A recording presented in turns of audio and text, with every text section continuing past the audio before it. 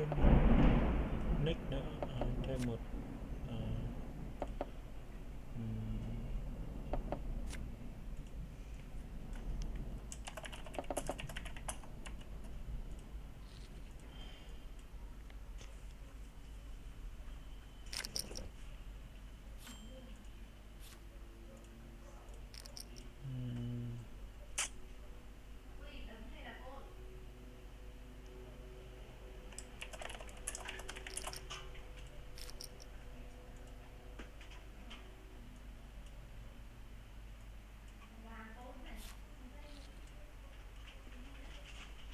mưa to rồi đấy,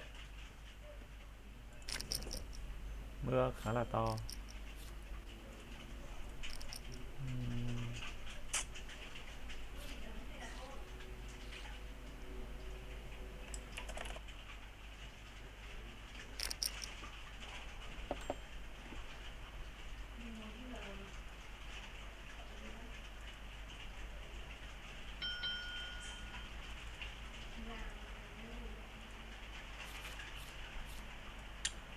Vừa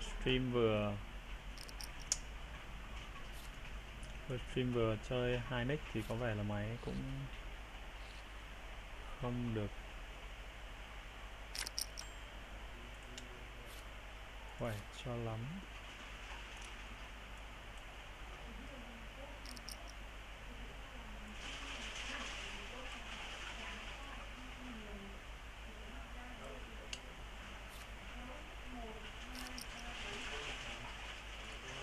Ôi mưa kìa.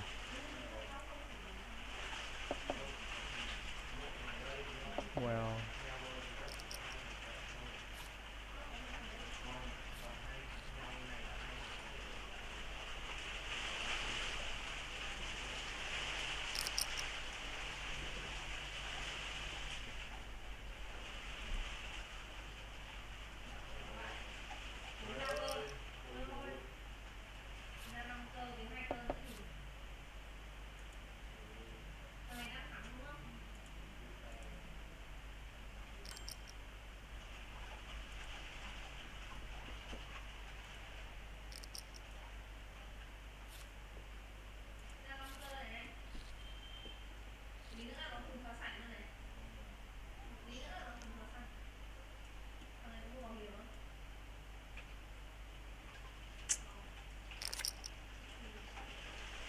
có vẻ là không chơi được hai nick rồi, thôi bỏ đi.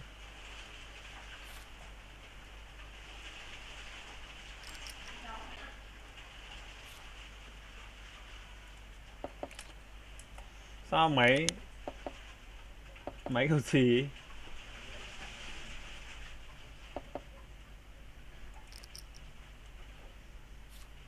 À,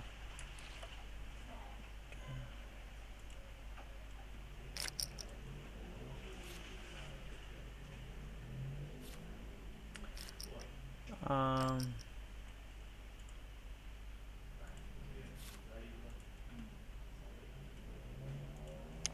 nick này vẫn đang tại vì từ lúc nick này chơi giờ cũng ít chơi vào,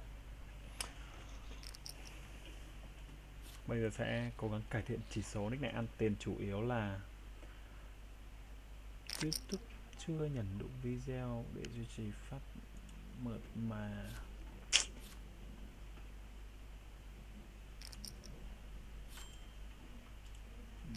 Bốn ba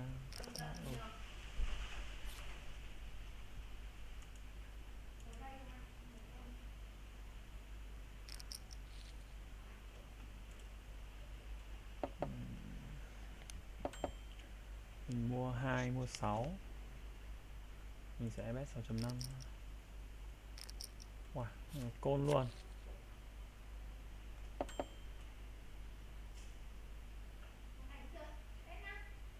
19 đi.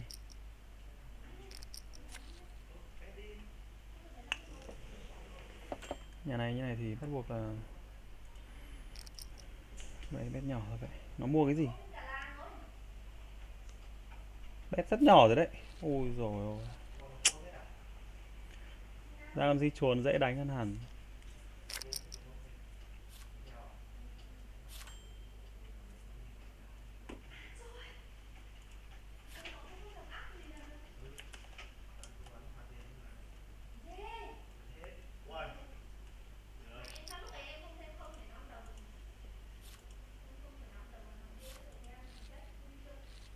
Quỳnh đánh bàn thường à?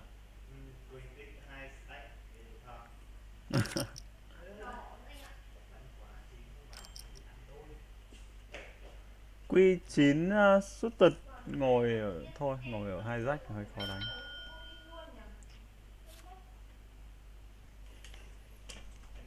Ồ, cờ bạc này. Nghĩ đi.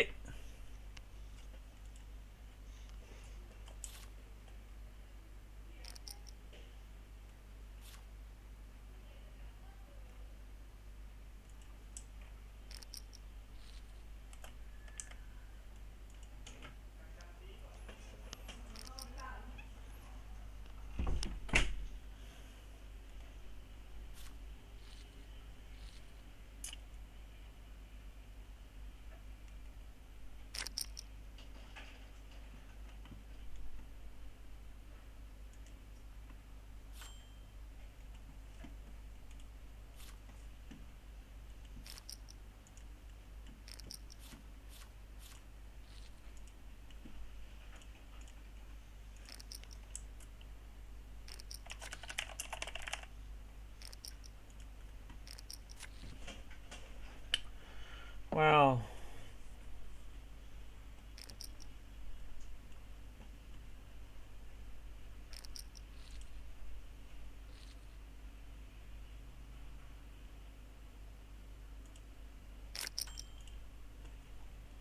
Hai tám. Tin nhạc thì nghe. Hình như là bật nhạc nghe lại còn bị ấy nữa hay sao ấy. Bản quyền. Sàn Poker King này thì rất là mềm nhưng mà cũng rất là khó đánh, tại vì player họ đánh khá là linh tinh. Với những player kiểu này thì còn dễ đánh. Họ nhập sòng có 23%, tức là rank của họ cũng khá là mạnh. Với đấy 52% đó, họ đánh cũng khá là aggressive. Là một khi không vào thôi, vào thì họ sẽ đấm bằng chết. Tuy nhiên là điều đấy không có ý nghĩa là họ đánh tốt, bởi vì là đánh aggressive quá thì nhiều khi là cũng hơi đánh 25.000 hand là nhiều. Bạn này thì open khá là nhiều, win rate 36, tức là đánh cũng khá là ok. Thắng rồi, ăn 35 tệ. Bạn này mới đánh, open cũng ít ít, cũng không nhiều lắm. Zika off xuôi thì mình chắc là sẽ không đánh. Như sau nhà short stack đánh khó.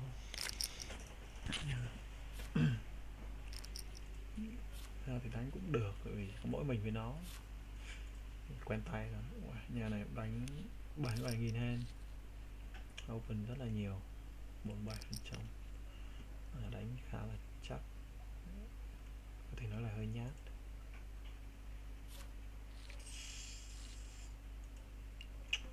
Nãy giờ mình ăn được có đúng, đánh được đúng 2 hand.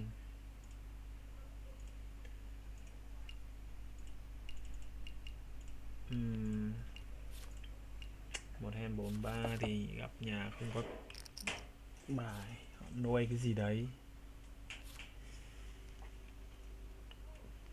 Một hand thì đánh ắt quy không ai chơi cả.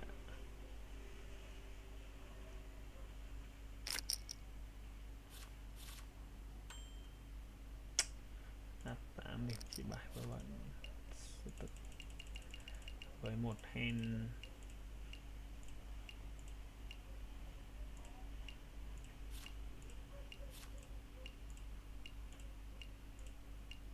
Tám chín này thì ra si bẹt cả làng bỏ, không có gì nổi trội. Bạn này đánh khá là buồn ngủ. Vào H8 bet 2.4 mà không ai vào.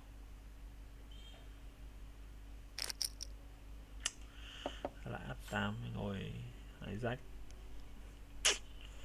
bật.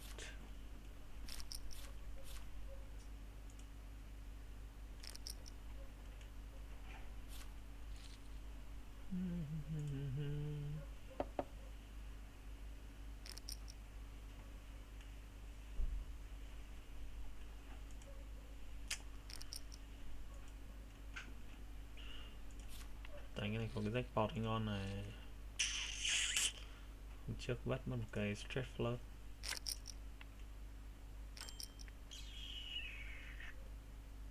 Rồng xanh nào đây.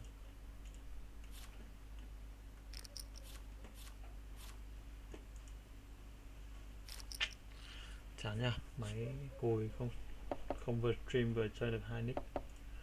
Đánh cái trên này buồn ngủ này, phải đánh tận 3 nick thì may ra mới đủ hand để chơi.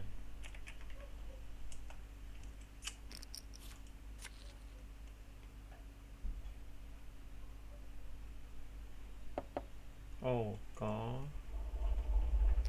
chiếu lại highlight của 100k. This is quite a lineup, so let's see some No Limit switching over from the short deck. Timofey, True Teller in the mix, Seth Davies, Kyle Burns, who's on quite a heater these days.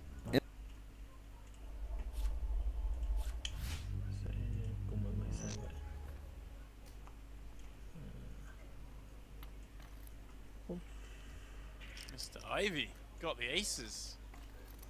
Limps in. Sam checks back, king out of clubs. Rut-row. This could be a big one, Jeff.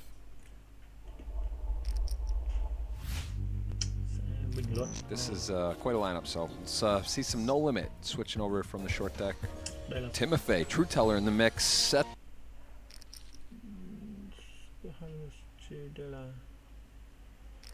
Davies, Kyle Burns, who's on quite a heater these days. In the lead, Jason Kuhn trying to get on the board. Ivan Liao, our man at the feature again. All right, regular hold'em. Bog standard. Flushes don't beat houses anymore. Boys and girls. Mà ATK G8 hit up được năm. So everyone with the pair here. Mua 10, Burns has the king of spades, which he's gonna. It's nice to have more. It just takes away those flatting Broadway, which there wouldn't be many anyway. But yeah, Jack 10 suited, or yeah, if it was, let's say it was Queen 8 of King 10 of spades. Yeah, I would say if it's Queen 8 of hearts, you know, he's gonna. He doesn't block any of that, and so that's more likely. But this is Chết rồi, còn vào đúng cái nhà này. A spot where it's sizing. This is one of those tricky hands with King Queen where you hit the board. You know that Kyle Burns is capable of firing some worse hands here. Ivan's got a hand you have to imagine is sort of whatever. He's in the big blind, coming in third, so don't have to worry about him. And in that scenario, Ben is maybe thinking, oh, he is going to fire some stuff. That's worse. Yeah, that's what I thought. Để C8 thì vứt thôi.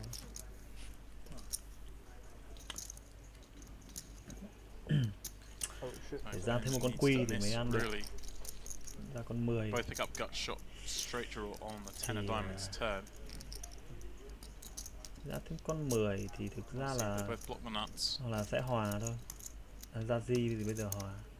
Chứ ra quy thì nhà này mới ăn được. Best card for courtesy, right? It can be up against King Jack. It can be up against I guess Queen 10 suited.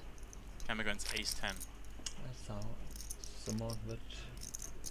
Nhiều nhà vẫn đánh. So let's check in, and Jeff, no reason for Ben to do anything here, but check to, cả làng vứt hết. Yeah. Thôi mình đánh ở đây thì có thất bại. You're either miles ahead or miles behind in this spot. Đấy, trong vừa rồi mình có thể đấm lên 4 chấm, có thể cả làng vứt hết bài luôn.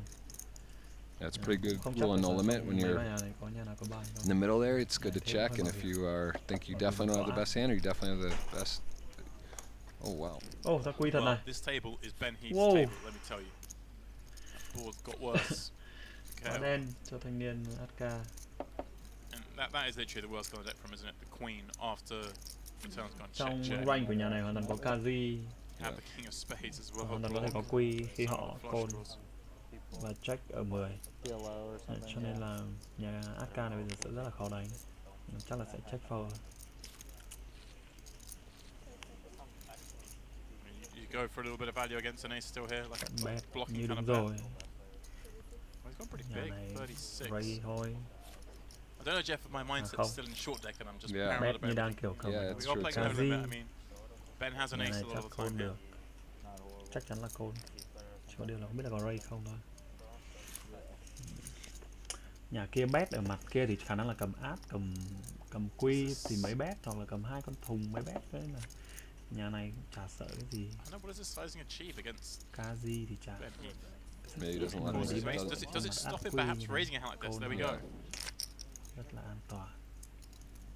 Here we go. Exactly that. That's what I was wondering there, Jeff. If he goes smaller, Ben has to raise hands like this. When he goes a little bit bigger, he gets more value from a worse ace, and he also stops himself having to call a raise. True Teller cầm K10. Đây vẫn đang là slot đấy à? But there's a couple Lâu nhau đừng mà. of million HKD. It's like a short deck and maybe 2 full decks. Okay. That's I love it. Ivan, Leo he's had to sit out Leo for 3 hand hands whilst it's actually been going on without him. He's straight back in ba there. bet luôn, 18 ba bet And luôn. this is one deep enough. I think True Teller versus Ivan, who knows is very capable. It's in position. You know, it's actually a hand you don't really love just peeling. Small, But cầm bài bình You think thường. against Ivan, Bet he's just making an adjustment. Oh, he does give it up. dealer Yeah, certainly sợ in vứt luôn. consideration, he can make the adjustment against Thanh niên Ivan. True Teller này cũng là một người đánh hơi chắc nữa, thành ra dễ bị những pha như thế. Cut off. This is pretty spicy. And again, True Teller in a pretty tough spot. He had ace queen before, raised under the gun, got 3 bet. Đây không phải là short deck. Now Seth coming after him. Obviously goes a I mean, slightly he smaller can't fold sizing. though for that Đây là nó sizing lên hồn anyway, thật. and he might be debating to rip it or just call. Right, and the sizing obviously doesn't have to be as big. Seth is a 3-betting offer. What? Sub 40 big blind stack. He's going to get peeled though, and Jack 8, 6, couple of hearts, not a Mua một flop. con I áp. can imagine Seth continuing on. Chưa, phao mất mẹ I think he 70 has lúc to nào. bet small here. Right, you got it, he is. Right, because otherwise, I mean, it sucks, but it's like you're just literally giving up that pot if you check. And True Teller, this comes down to a lot about hand reading and just also what you think Seth's capable of. And if you Không có bài call, will chơi. he shut down? If he does have ace queen or ace king, I mean, this just has to be cool. You didn't really enjoy it pre. You don't really like it now, but I can't imagine giving up. Yeah. Wow, he does. Wow. Well, Wow. I'm surprised there, Jeff. But What? I mean, and if as big Seth is a 3-betting offer. What? Oh. Sub 40 big blind stack. Open 24. He's going to get peeled though, and Jack 8, 6, couple of hearts, not a flop, but I can imagine Seth continuing on. Thanh niên này check. I think he has to bet small here. Thanh niên này si bet. You got it, he is. Right, because otherwise, I mean, it True Teller sucks, luôn. but it's like you're just literally giving up that pot if you check. And What? True Teller, Ác hai con in, cái gì vậy? this comes down to a lot about What? hand reading and just also what you think Seth's capable of. And if you call, will he What? shut down? If he does have ace queen or ace king, I mean, this just has to be cool. You didn't really enjoy it pre. You don't really What like it the now, but fuck? I can't imagine giving up. Yeah. well, Wow, he does. Wow, Well, True Teller. I'm surprised there, Jeff. But Đúng nghĩa là True Teller. I mean, and if True Teller's Yeah. folding the tens there, Open then Ray good 10. bet from Seth. yeah. Ray 10, át hai con, You gotta ra assume these are 2. most of the best players in the Át world 2, all in. in tournament theo kiểu poker, and you just gotta giờ wonder, hơi like when nhìn. True Teller or Jason Kuhn and Nick Petrolan, I always get his name wrong. Nick Petrangelo. Petrangelo. Không had phải là some, đánh trouble with 19.000 that hand là last hay. stream. You look around at these guys. Người ta and đã Stevie, open so it's 10 like, where does the ego come into 10 play? đồng, Like, tức do là they người ta think, có like, bài rất là alright, to rồi. Right. so and so's in the field, that's good Hit for một me. con Or hai, that's đọc a người ta washer. AK, Like xong at all in. what point, Mateos, like where do you start Kiểu đọc người ta át cá quy ấy, thinking rồi that you're just hit like lên con have 2, an bây giờ edge? ra át mày cũng chết. My question in that is always when I look at these high rolls, All it's in, like, dọa. how much variance can these guys withstand? Cold Because mẹ if you think you're better than someone else in these fields, the edges are really small. Rồi, Yeah, True you Teller play drawing 50, dead 100 rồi. Ks Ra and want a chuồn, bad, giờ mất hết bad tiền rồi. 4-stop Nhưng- spell, like which is not crazy, right? It's like that's expensive. Trời ơi, this. không True ra Teller con chuồn đến True went Teller barrel lại with the weak thắng, flush chưa draw. chắc đã thắng. True Actually Teller got bet. there against Ivan on the Cái end. 3 bet, True Teller vứt mẹ bài luôn. Yeah. Ồ, Go to the dance and thanh see niên, Nick Petrangelo's place. thằng này kiểu gì nó cũng sẽ bet thôi. I hang out in Vancouver. Now, like the bend idea. he's finally made a Yeah. better hand, Bend. but is Ivan going to bluff him off it? Leo này nó ít khi nào. Dude, Can't wait to be back. David Benefield, man, he needs to have a bachelor's Yeah, party. let's do it. And it's not gonna happen. Ồ, Leo cũng check luôn. Well, That'd be great. Yeah, let's make it happen. Mày ra con chuồn Timothy này. sort of shook his head. Not me. Crush me? Limitless Các online, I quy believe that's right, không but phải I'm là not. bài mình nói Yes, là I small. think so. Yeah, Victor. Bài này một là mình sẽ Malinowski raid luôn, is hai là the mình sẽ Limitless, as vứt far as I'm luôn. aware. Yep, believe that's Xong một true. cái bàn đối phương cần short stack này, mình cứ chờ đến lúc bài đẹp đẹp tí đâm phát hết luôn.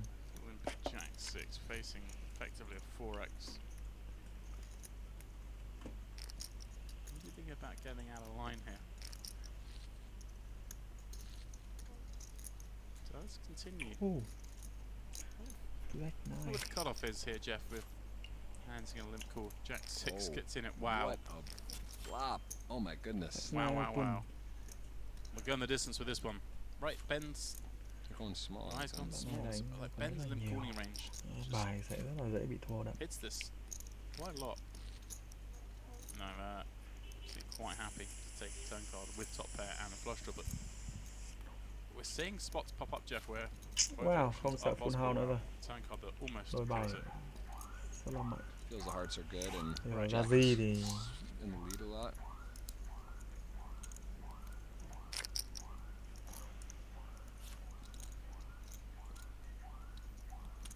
Interesting. Wow. Gives him some rope here.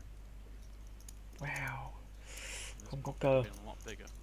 Có cơ thì nhà Queen 10, King 10, nhà were đét hands that would have carried on.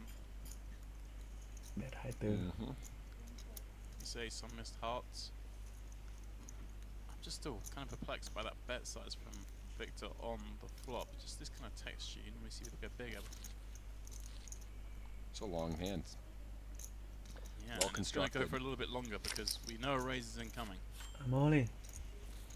Because I don't think Ben would expect him to bet so small on the flop with such a strong hand, right? I don't think Ben thinks Victor has many. Cá di xui Time mà. bank Yeah. card's sick too. I think, you know, if Open you're Ben, one. you're thinking he's thinking about hero calling, and then Right. you're going to see a raise. Cá di off. Yeah, I was going to say the overbet is a Ôi, sick line because he doesn't really have strong hands here. nó ra ca You ấy. expect him to keep barreling Yeah, if he mình somehow rất là bet a thua. 9. Thua cả I mean, 10 the only cả thing I will say quy. is Ben can have plenty stronger, right? Ben can Cá have a áp. straight. Cá thì không có đấy. Ben can have a house Cá himself. gì Show the deuce. nó với cá gì thua cả queen. Speaking of being the guy with ace ace, Yeah. Phil Ooh. Ivey wastes no time in finding the aces. Yeah. Can only assume he's just regged with that starting stack of 200k. Big blind 2000, tức là pot có 6000, raise 9000. Jason, very playable queen jack in the big. He's going to defend against good friend. feel like a lot of bricking sometimes, even though it's like Cut off play, online big blind game call. corporate. Ra But you break quy 10. It stretched the pain out over a few days. Queen 10-5. feels like you've been breaking for a while. Jason's going to lose some on this one, unless he gets lucky. No choice.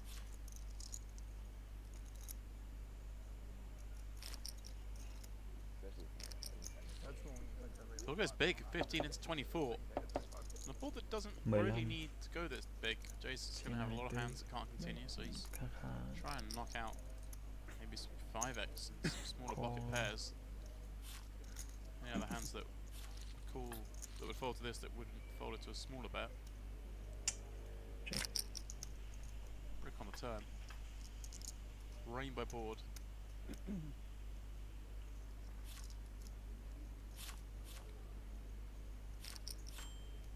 Looks like he's continuing to go big. 40 into 54. Gần như bằng If pot you luôn. got top pair and heads up pot, you're already starting to not like it.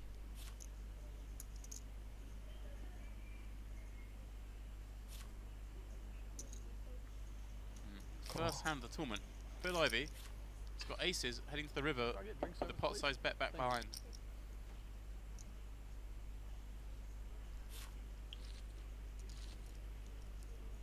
Of course, he has to show a little bit of restraint. Jason would play all his better hands than aces the same way. Vay lua kiểu gì? 1/2 pot. 1/2 pot sẽ là ok nhé. It Wow. goes big again 100k. And this does feel grim for Jason. The bad news for him is he has a jack. He blocks the bluffs. Mất win luôn. Từ quý 9 luôn. Pretty rude to fold. Oh. Khó nha, 100k cầm quỳ thì làm sao mà bỏ được bây giờ. Face two big size bets. I think he only has a queen by the river. Stupid, but And he does flick it in. Stupid call. Ivy with the aces, very fast start, up to 370k on his first hand. Not going to try anything against the goat. Bay muộn nha. Vừa vào bay phát đôi áp luôn. Jack 7 deuce, but it's all spades.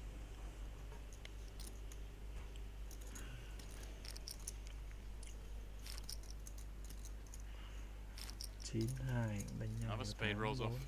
This time it's the 4, giving Kale a leading pair.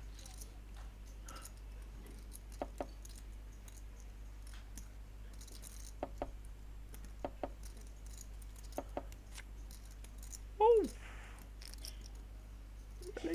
Ivy proves a 2 pair on the end.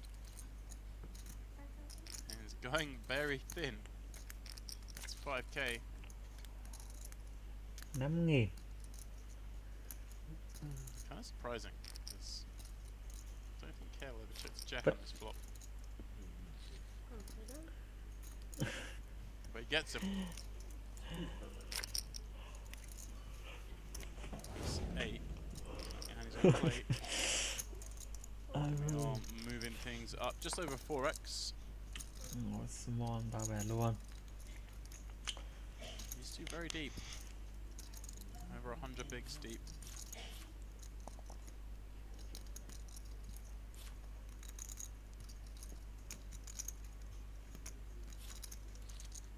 Ngồi small mà ba bẹt. Ai vây đọc luôn là bài bên kia yếu à. Sao mà ngồi xếp chip để liếc.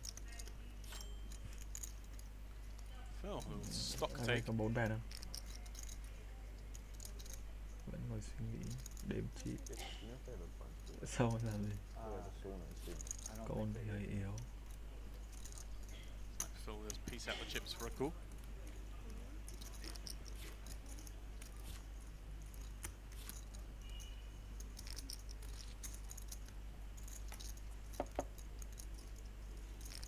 Once again, these two see 3 spades on the flop.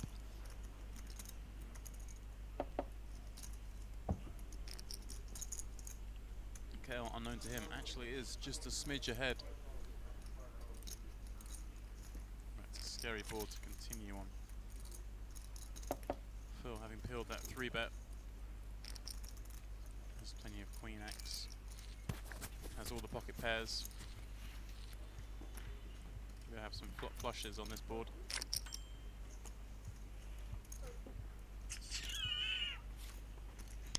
Phil decides to bet this one.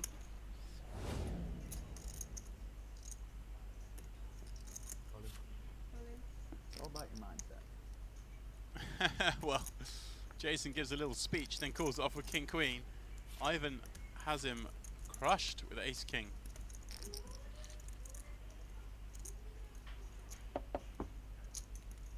Yeah, it could happen. Probably not. We did start calling for the Queen of Spades early. So. Alright, heart's dead. 9-6 deuce. 10 for fun. No additional I outs. used my money well. Okay. Good luck. Hold up, I think I cover. You my money well. Count it down. Cô đánh giải này lâu phải. 95.5? 95 and 5. So, That's graphics right, yeah. out of fraction. Kale Burns, Phil Ivy leading the line on our Cô feature đánh một table. lúc Big lại lên drop được off then. Everyone 44.000 else kìa. below a starting stack. Aaron Van Blarkham, Ivan Liao, Timothy Kuznetsov, Jason Kuhn rounding it out. Nãy giờ không có bài để chơi nè. Đợi bài mãi không được đánh bằng vị trí mẹ bây giờ. Very happy to take this 3-way with 7-8 of clubs in. Well, he pops a flush draw, Queen Jack 3. He has as much patience as you. No one. Alan Kessler.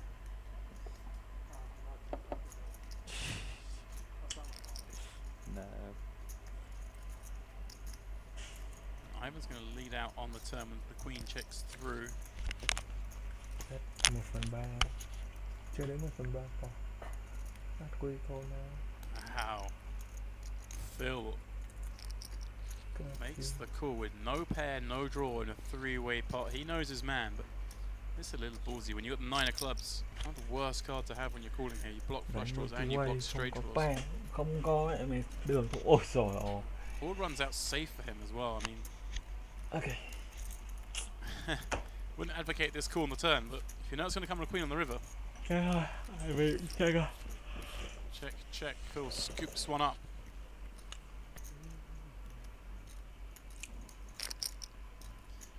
Phil Ivy can do no wrong today, it seems. Ivan raising the hijack, 10-9 of clubs. His nemesis finds it. This time, really finds it. Pocket kings. Taking it up to 34k. 34.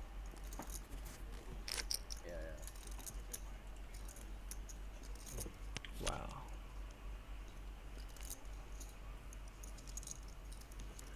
Ivan calls.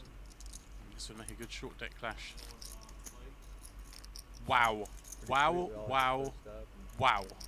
Ivan flops the straight and a straight flush draw. KO flops top set. 90 gì? These two have been throwing jabs Wow. for the last 2 hours. Má con dealer. They both actually Đá have it sân này now. còn chi bài ghê nữa.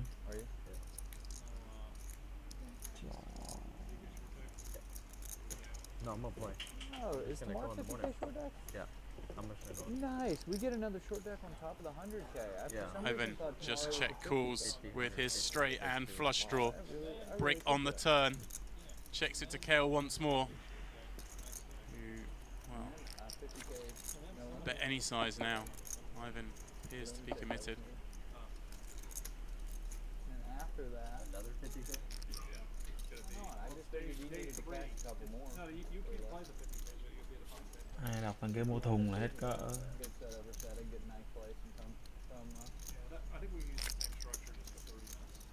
He bets 2/3 of Ivan's remaining stack. Ivan, do a little Hollywood. Not really necessary. But he's going to relish this one. Kale's been bashing him up. The snap, he turns over set of kings. No good, I'm afraid, my friend. Those are two big ass hands. Big ass flop. King of clubs, 8 of clubs, not outs either. They would give Ivan the straight flush. What? Mãi mới có bài không? Không có ai vào. Give this man quads. Yeah, give me the king of clubs, huh? Wow. There it is. Ivan. Well, it was down to about 50k. Back to over 300. There's been some sick setups. The Phil Sam hand was fucking crazy.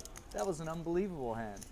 Sam made this nut flush and Phil had quad aces. Number 2 against number 1, 3-handed. Really sick. Still gonna win. Jason leading out 4-way on Jack 5 deuce. Hammy can. Reason to believe he get that one. Oh. He doesn't need to get it through though. Okay. Trap you. He picks up 2 pair. Even Con nó says 7 he's nghìn thì trapping. đấm nốt chứ gì. We have 6. Yeah, it's You have 6? 7. 6 or 7. Yeah, I think it's 7. Got you right where I want you, Phil. Trapped him. Got him with the 2 pair. Jason in a 99k pot.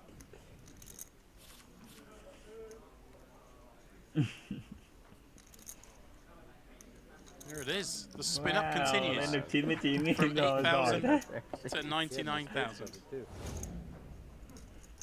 Côn bơi từ 15 nghìn lên được 99 nghìn rồi. Trey Ivy checks his king high over to KO. I'm actually going to bet this one. Kerry, why won't they put your boy Richard in the Hall of Fame? More. Oh my god, Nick. What the He's happy fuck? checking it back. And he just keeps bricking the Hall of Obviously Fame. playing very aggressive. Maybe he thinks He's got to go give in. Ivy some room. Yeah. I guess so, yeah, 5 of them. Nice. I'm surprised. That's KO has fine. so many ace-X More ace X's. Thriller Phil haven't opened the gun. khó. So it doesn't really have any Thriller thì có thể đánh force. được nhiều bài Check back hơn. now. 5 repeats. Con ôi. Fuck. Yeah, I don't think Phil thinks he can win this one. Fuck is it? He's king high. It has some fake showdown value. He's a big boy. Oh, He's fit right now. cái gì Phil ơi? Hát tao xui. Bài đấy đấm đánh. Goes 20. Là con này cũng yếu. Nhà DL này vứt chặt. Nhà này con đi luôn. Càng Chaos decides to check back his lết. nines on this board. 5 năm cả át là cả luôn. Cả át đánh rất Wow, đúng. Đôi does năm work. thì rất là ngầu. Way to Làm go, cơ. Phil. Là 5 là con cơ. Okay, we'll check back flop there with that hand. It kind of means he has to call Không river. còn gì cả. Át ca như người ta. Ra cả át cả ca luôn.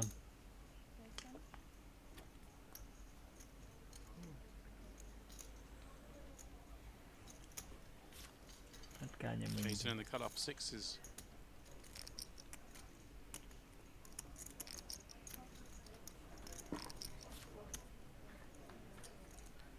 Raising up. KO defends queen 8 and out này có đầu nóng rồi flops. đấy. The American on ace Chuyển queen này sang deuce. đây ngồi xem dễ.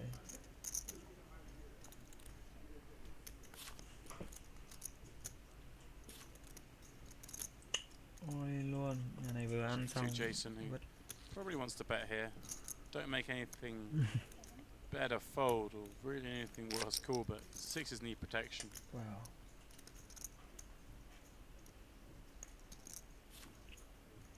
KO. Can't really see any other move but calling with a queen. You gotta stop that, Kerry. Me too. You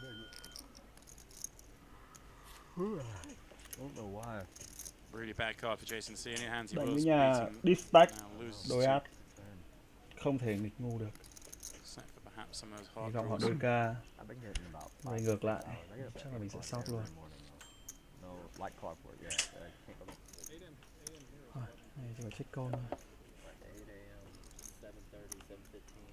This morning it was 7:15.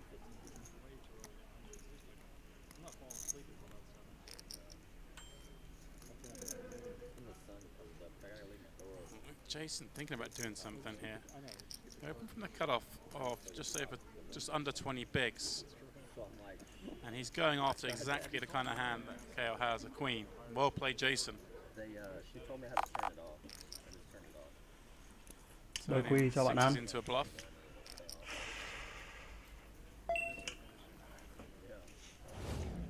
Ivan will be going nowhere with this hand.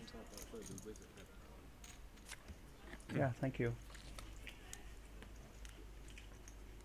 6, 6, 10. The break. Ivan with a gut shot. Are we changing tables? Phil goes 35,000, and you hear that announcement at the end of the break. It will be the end of the buy-ins as well. Woo. Ivan not going to peel one off with his gut shot.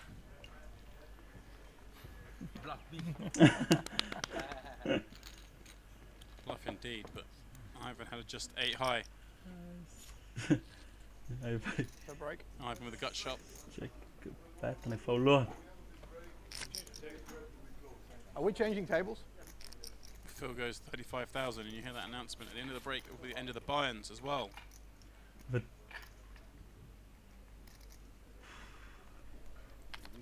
Ivan not going to peel one off with his gut shot.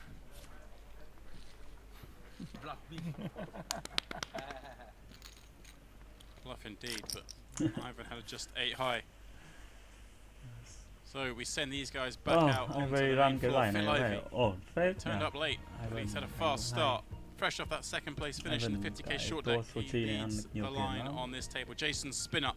Plays the biggest games in the world, biggest cash games, and you know, Bạn này domino. đánh khá là ổn đấy chứ. Also, just maybe it's Crushing. the hottest, Nhiều yeah, in tiền terms vào. of results. Him and Open his nhiều bài. fellow Aussie Cal Nhưng mình Burns thích both đánh những just hand kiểu quy 9. seem to win or final table Quy everything. 9 And xong ra đây. yeah, at the Check, same mình time, check, chắc mình đập especially in a week AK. like this, you're gonna have a lot of. There's 5, 6, 7, 8 events. Đập Guys are AK short với raise fields. You're này. gonna see a lot of the same guys, Xong rồi but ra đây ăn 8 với họ kiểu these are hit cả quy xong rồi 8 You know, 9 mua cả it's, 10. special group here. And Artur decides to call. I mean, he could get away from a young jam if somehow, he would flat his aces, so just going to flat here. It's not the most fantastic hand. Figures he's ahead slightly. There's extra money. The big blind ante in the middle. Yeah. Queen jack suited, though. That's pretty strong. Shit. It was close, this one. 48k more with a 6. Looking to take out 16. a great player. Yes. And Nói chung là poker kinh thì cái chuyện nói chung đánh poker mình bỏ bài xong rồi in short deck, there would be a sweat here. Cái này mất 32 đô tệ tiền bảo hiểm. Phí nhỉ? Không mua bảo hiểm nó ra thì dead, ra thì không ra thì tiếc. GG and then still rebuy? No, that is it. Oh yeah, okay. Mình We'll have to wait 50k short deck tomorrow. That'll be his next game, I'm sure. Anytime these guys 8:30 in the morning, a bit early mua for you, một phần Jeff. hai xong thôi, tức một là hòa, hai là Cut off the coffee now tiền. then. Số out đấy Jack cũng 7, 6. ít Alright, we'll thôi see nhưng some mà cards. nó ra cái thì có phải là mình bé sập tóc luôn. Chán, đánh chắc chắn thì dần dần mình vẫn sẽ dương thôi đó như này. Tự nhiên mất 32 tệ cho bảo hiểm. Phí. Backdoor hearts got position. Mình ăn 100 tệ.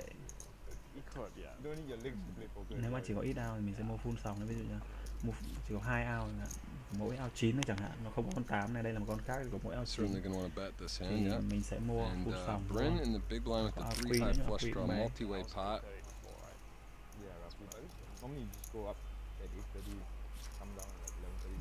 Not an amazing spot, but just don't really feel like if you hit, you're going to get paid probably, could be dominated, but still, you